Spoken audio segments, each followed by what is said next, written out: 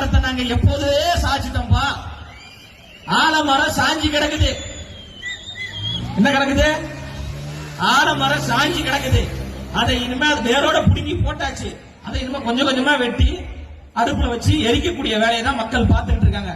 அதனால அந்த பஞ்சு டைலாக்லாம் யாரும் தயவு செய்து பேசாதீங்க. அப்புறம் இன்னொருத்தர் கட்டப்பாவா கடப்பாவா ஒருத்தர் இருக்காரு. அவரு உட்கார்ந்து அழுதுகிட்டு இருக்கிறாரு. ஐயோ இவரை போய் நீங்க தோக்கடிச்சிட்டீங்களே, மனசு ரொம்ப கஷ்டமா இருக்கு. ஏன் தோக்கடிச்சாங்க? ஏன் தோக்கடிச்சாங்க? மக்களுக்கு அநீதி செய்ததால், மக்களுக்கு பல்வேறு துன்பத்தை கொடுத்ததால் மக்கள் தோற்கடித்தார்கள். உடனே மக்கள் எல்லாம் தப்பு பண்ணிட்டீங்க, தப்பான ஒருத்தருக்கு ஓட்டு போட்டீங்க. ஏண்டா உங்களுக்கு ஓட்டு போடும்போது அது இனித்தது, எங்களுக்கு ஓட்டு போடும்போது கசக்குதா? தமிழ்நாட்டு மக்கள் சரியான ஒரு தீர்ப்பை கொடுத்திருக்கிறாங்க. எங்களுக்கு திமுக வேண்டாம், ஓமுக வேண்டாம், அதிமுக வேண்டாம், எங்களுக்கு தாவேக தான் வேண்டும் என்று மக்கள் வரலாற்று தீர்ப்பை கொடுத்திருக்கின்ற பொழுது அவங்களால அந்த வெற்றியை ஏற்றுக்கொள்ள முடியல.